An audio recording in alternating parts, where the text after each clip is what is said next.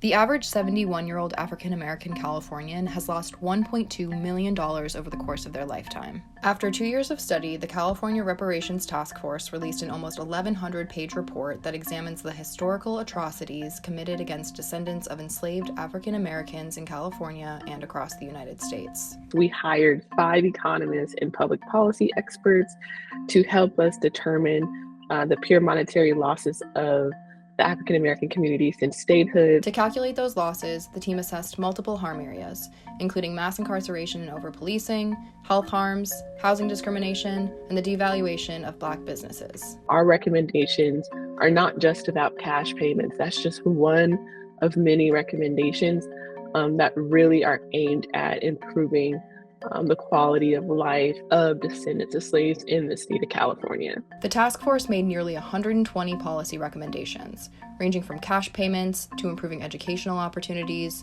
to increasing access to green spaces in African American communities. Under international human rights law, there are 5 forms of reparation. So compensation or cash payments is just one, necessary element, but there's also 4 other elements like rehabilitation.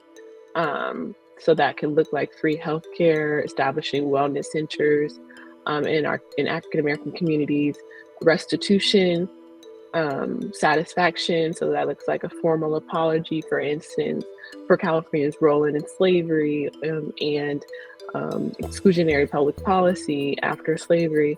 And then the 5th form of reparations is guarantees of non-repetition. So that gets at more structural and policy reform. If you thought California didn't have enslavement, you're not alone. Moore says that's a common misconception. And while California was admitted to the Union in 1850 as a so-called free state, there were over 2,000 Black people who were enslaved in California. And California also enacted a fugitive slave law that was actually much more aggressive than the federal fugitive slave law that was on the books at the time. So how do Californians know if they could qualify for the reparations recommended in the report? It's not a race-based standard, but it's a status or lineage-based standard. That means those considered eligible are people directly descended from an enslaved African American or a free Black person living in the U.S. prior to 1900. Reparations is a sacred political project. It started with those who were actually enslaved. Even during slavery and even after emancipation, there's been a long line of activists who have been working tirelessly for reparations for African Americans, particularly those who are descendants of enslaved people. The centuries-long fight for reparations has been fought in the face of what the task force describes as an ongoing genocide. When we're talking about the elements of genocide, we're talking about the killing of members of a group, preventing the birth of members of the group,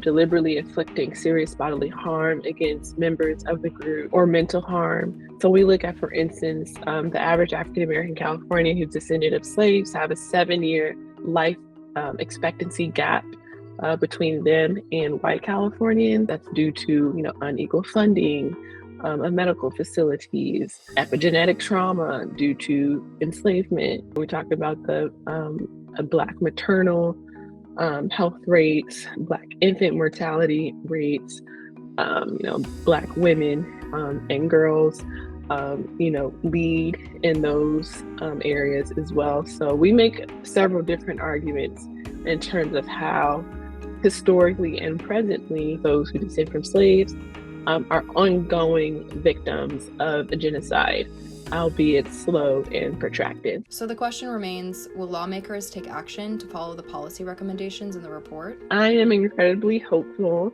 that state legislators will do the right thing and study our report with an open heart and mind. And by the end of 2024, early 2025, you'll probably see some reparations legislation being introduced by these state legislators